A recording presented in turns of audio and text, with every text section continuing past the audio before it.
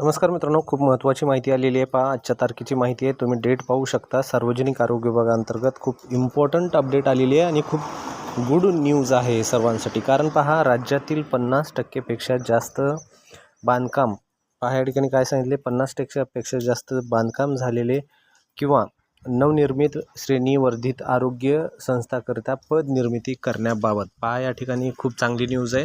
या ठिकाणी असं सांगण्यात आलेलं आहे की जे कोणते 50% पेक्षा जास्त उपकेंद्र असतील, दवाखाने असतील, त्या सर्व ठिकाणी नवीन पद भरती करण्यासाठी पद निर्मिती करण्याबाबत पत्र आलेलं आहे. 24 जून 2026चं पत्र आहे, म्हणजे आजचं पत्र आहे. या ठिकाणी आता खूप मोठी PDF आहे, ज्यामध्ये एकूण जवळपास 54 पेजेस आहेत मित्रांनो. तर तुम्हाला एक एक्झाम्पलमध्ये दाखवतो. या ठिकाणी पहा, पहिल्या पेजमध्ये काय सांगतं. या पेजमध्ये जिल्हा रुग्णालयाकरता पद निर्मिती. या ठिकाणी पहा, ठाण्याचं जिल्हा रुग्णालय, त्या ठिकाणी किती पद निर्मिती होणार आहे. तर त्यामध्ये पहा, आपली परिसेविका आणि अधिपरिचारिका या दोन आपल्या स्टाफ नर्ससाठी एक आहे अधिपरिचारिका आणि परिसेविका. त्यामध्ये परिसेविकासाठी 13 पदं येतं आणि अधिपरिचारिकासाठी 41 पदं येतात. तर या ठिकाणी ठाण्यासाठी झाले एकूण 54 पदं आहेत. त्यानंतर पहा, इतर पण पदं येतं. इतर पण दुसरे जे काही ग्रुप सी मधले वगैरे पदे मोडतात ते पण यामध्ये ॲड आहेत मित्रांनो. पहा, या ठिकाणी प्रत्येक जिल्ह्यानुसार हे पदे आहेत मित्रांनो. आता तुम्हाला जर सेकंड सांगायचं म्हटलं तर या ठिकाणी पहा, दुसरं जे आहे बीडमध्ये पहा, या ठिकाणी परत आहे परिसेविका आणि अधिपरिचारिका. या ठिकाणी एकूण 63 पदं आहेत, जे की 13 आणि 50 आहेत.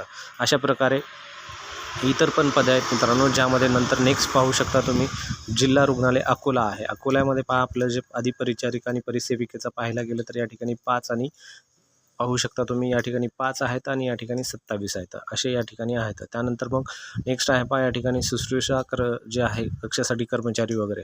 नेक्स्ट दुसरा जिल्हा पाहायचं गेलं तर पहा, या ठिकाणी दुसरा जिल्हा आहे सामान्य रुग्णालय आंबेगाव, ठीक आहे, जे की पुण्यामध्ये येतं. पुण्यामध्ये आंबेगाव जे रुग्णालय, त्यामध्ये पहा या ठिकाणी परत अधिपरिचारिका आणि स्टाफ नर्स. या ठिकाणी पहा, टोटल ज्या आहेत अधिपरिचारिकाचे 43 पदं आहेत मित्रांनो, ज्यामध्ये परिसेविका, बालरोग परिचारिका, आरोग्य परिचारिका, कम्युनिटी परिचारिका, मनसोपचार परिचारिका, अधिपरिचारिका, ठीक आहे, परिसेविका. इतर सर्व हे जे आहेत 54 पेजेसचा PDF आहे. डिटेल व्हिडिओ मी जे आहे या ठिकाणी संध्याकाळी घेऊन येतो मित्रांनो. हे शॉर्ट तुम्हाला महत्त्वाचा अपडेट देण्यासाठी हा माहिती आहे मित्रांनो. आवडलं तर नक्कीच लाईक करा आणि अभ्यासाला लागा. आता या शिवाय तुम्हाला काय महत्त्वाचे अपडेट देऊ, जे की अभ्यास करणं गरजेचं आहे आणि भरती येणार आहे, ठीक आहे.